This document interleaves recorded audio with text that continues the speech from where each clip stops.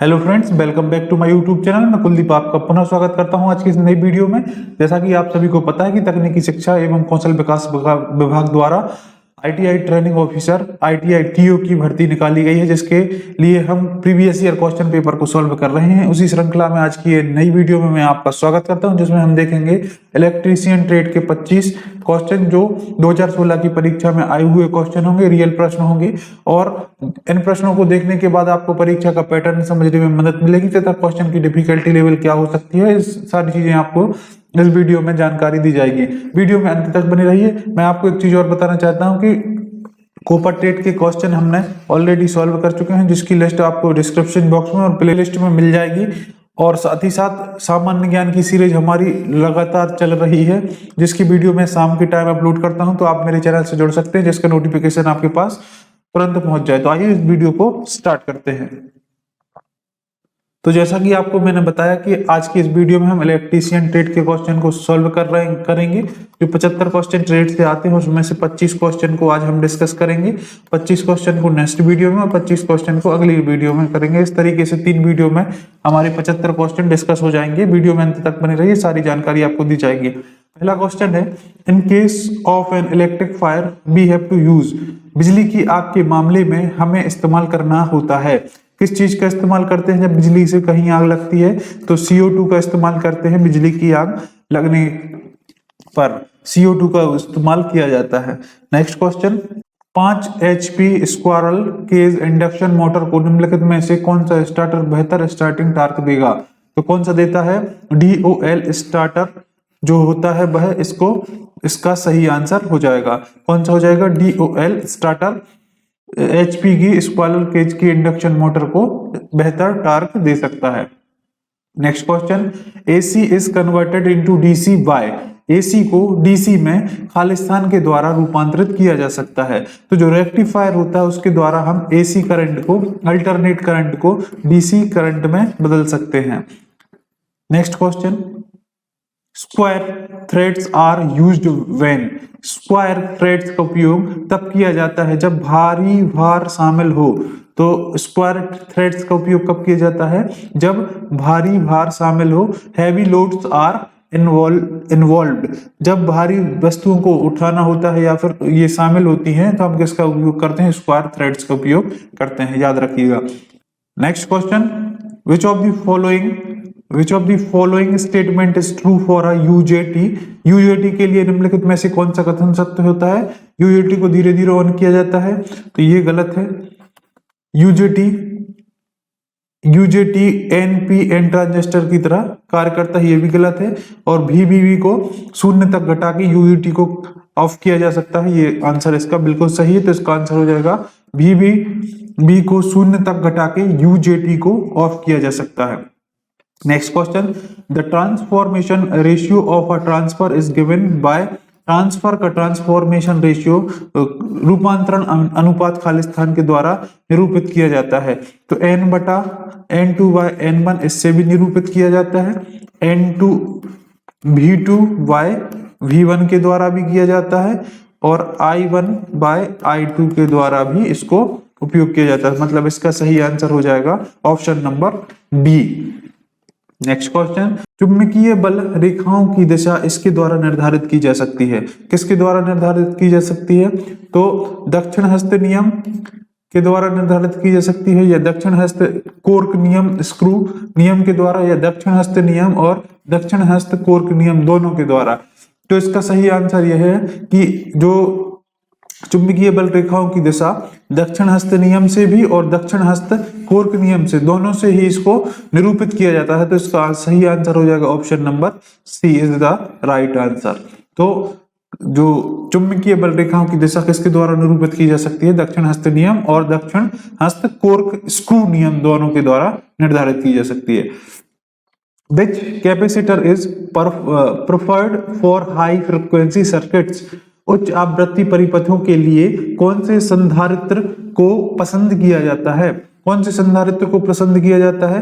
अभ्रक संधारित्र को, जो माइका कैपेसिटर होते हैं, इनको उच्च आवृत्ति परिपथ के लिए उपयोग किया जाता है या पसंद किया जाता है। Next question, a magnet is able to attract एक चुंबक इनमें से किसको आकर्षित करती है?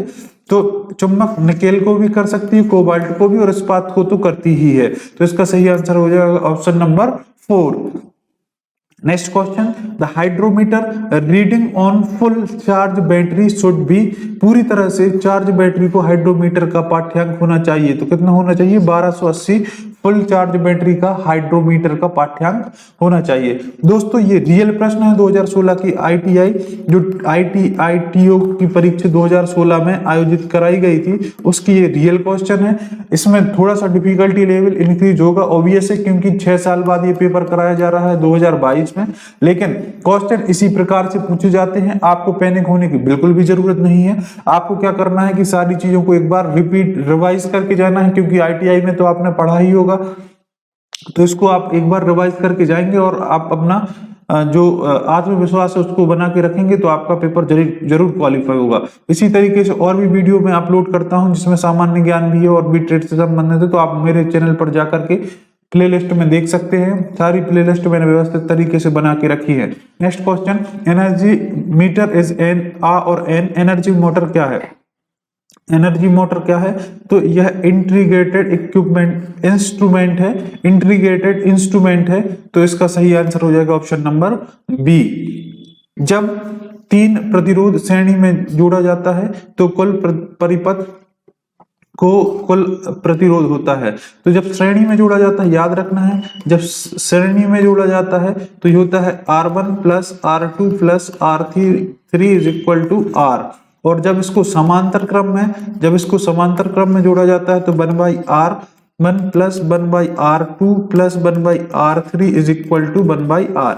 इनमें अंतर होता है, श्रेणी क्रम में डायरेक्ट प्लस हो जाते हैं और समांतर क्रम में ये इनवर्स के रूप में प्लस होते हैं। Next question, water is used only for cooling purpose is इनमें से जल का प्रयोग केवल ठंडा करने के उद्देश्य के लिए होता है। कहां पर होता है?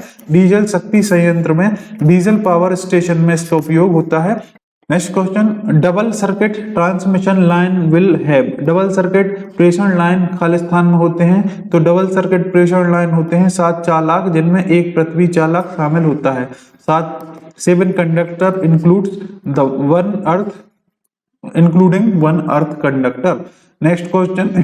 Next question, static electromagnetic induction is adopt in the following AC machine, स्थिर विद्युत चुम्बकीय प्रेरण को निम्न एसी मशीन में काम लिया जाता है। तो किस में काम लेते हैं? इसमें जनरेटर में नहीं लेते हैं, अल्टरनेटर में नहीं लेते हैं, इसको काम में लेते हैं ट्रांसफार्मर में। तो option number C. Electrical control panel में खालिस्तान के उपयोग द्वारा स्विचिंग लॉजिक प्राप्त किया जाता है। तो किसके द्वारा किया जाता है? कॉन्टेक्टर्स के द्वारा इसको प्राप्त किया जाता है, फ्यूज के द्वारा नहीं, तार के द्वारा नहीं, और कनेक्टर्स के द्वारा भी नहीं इसको प्राप्त किया जा सकता है। Next question, in a normal conductor is heated the resistance, सामान्य चालक के तापमान में वृद्धि होने पर इसका प्रतिरोध क्या होगा? जब तापमान में वृद्धि होता है तो प्रतिरोध क्या होता है? इंक्रीज हो जाता है, तो will increase. Next question, the function of a transformer is to, transformer का कार्य क्या होता है? ट्रांसफार्मर का कार्य होता है एसी जो वोल्ट होते हैं उसको बढ़ाना या कम करना, ये इसका काम होता है। तो इंक्रीज और डिक्रीज एसी वोल्ट, तो ये ट्रांसफार्मर का कार्य हो जाएगा। नेक्स्ट क्वेश्चन, जब 3 फेज अल्टरनेटर प्रतिरोध भार सप्लाई करता है तो आर्मेचर रिएक्शन फ्लक्स होता है, क्या होता है? फील्ड एक्सेस के साथ 90 डिग्री पर, फील्ड एक्सेस के साथ 90 डिग्री पर, at 90 degree with the field axis. Next question, एक चालक में धारा प्रवाह चुंबकीय क्षेत्र तथा उत्पन्न यांत्रिक बल की दिशा खालिस्तान के द्वारा दी जाती है। तो किसके द्वारा दी जाती है? फ्लेमिंग के बाएं हाथ के नियम के अनुसार। तो फ्लेमिंग के जो बाएं हाथ का नियम है उसके द्वारा एक चालक में धारा प्रवाह एवं चुंबकीय क्षेत्र तथा उत्पन्न यांत्रिकी बल की दिशा बताई जाती है। तो इस तरीके से ये फ्लेमिंग का बाएं हाथ का जो नियम होता है ऐसे वो होता है। Next question, earthing is necessary to, earthing खालिस्तान के लिए आवश्यक है। तो किसके लिए आवश्यक है?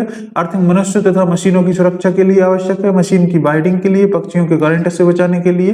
तो इसका सही आंसर है protect human being and machine, मनुष्यों तथा मशीनों की सुरक्षा के लिए अर्थिंग इंपोर्टेंट है। एक परिनालिका में उसकी लंबाई, एक परिनालिका में उसकी खालिस, इसके आगे बताना है तो लंबाई और चौड़ाई बराबर होनी चाहिए, लंबाई चौड़ाई से बड़ी होनी चाहिए और चौड़ाई लंबाई से बड़ी होनी चाहिए और उनमें से कोई नहीं। तो इसका सही आंसर हो जाएगा लेंथ ग्रेटर देन ब्रेड्थ। इसका सही आंसर हो जाएगा लंबाई चौड़ाई से बड़ी होनी चाहिए। नेक्स्ट क्वेश्चन, डीसी वोल्टेज के ठीक माप के लिए किस प्रकार के यंत्र को पसंद किया जाता है? तो एमसी टाइप जो यंत्र होता है उसका उपयोग डीसी वोल्ट के ठीक माप के लिए किया जाता है। तो इसका सही आंसर हो जाएगा option number A. Next question, यदि 12 पोल वाला अल्टरनेटर को 50 हर्ट्ज आउटपुट उत्पन्न करना है तो इसे निम्न गति से घूमना होगा। तो कितने 5 आरपीएम 500 राउंड पर मिनट की गति से इसको घूमने पर 12 पोल वाला अल्टरनेट को 50 हर्ट्ज का जो करंट है वो मिल जाएगा। नेक्स्ट क्वेश्चन, और इस सीरीज का हमारा आखिरी क्वेश्चन है, धारिता की इकाई है फेरेड तथा धारिता प्रतिघात की इकाई है खालिस्तान। तो ओम है इसकी इकाई। इसका सही आंसर हो जाएगा, ऐसे कुछ ओम का साइन भी बनता है। तो धारिता की इकाई को फेरेड और धारिता प्रतिघात की इकाई क्या है? ओम। तो ये सही आंसर हो जाएगा। आई होप ये जो 25 क्वेश्चन है आपको समझ में आए होंगे। अगर समझ में आए हो और अच्छे लगे हो तो वीडियो को लाइक और शेयर जरूर कीजिएगा। इसी तरीके से और वीडियो अगले पार्ट में मैं लेके आने वाला हूं जो कल सुबह मैं अपलोड करूंगा। तो उसके लिए आप मेरे इस चैनल से जुड़ सकते हैं। शाम टाइम में अपलोड करता हूं सामान्य ज्ञान की वीडियो जो सभी ट्रेड के लिए अत्यंत महत्वपूर्ण होने वाली है। तो आप उसका नोटिफिकेशन चाहना चाहते हैं तो चैनल को सब्सक्राइब करके बेल आइकन को प्रेस कर लीजिएगा, जिससे आपके पास नोटिफिकेशन पहुंच जाएगा। आपसे जल्दी मिलते हैं नेक्स्ट वीडियो में। वीडियो देखने के लिए धन्यवाद।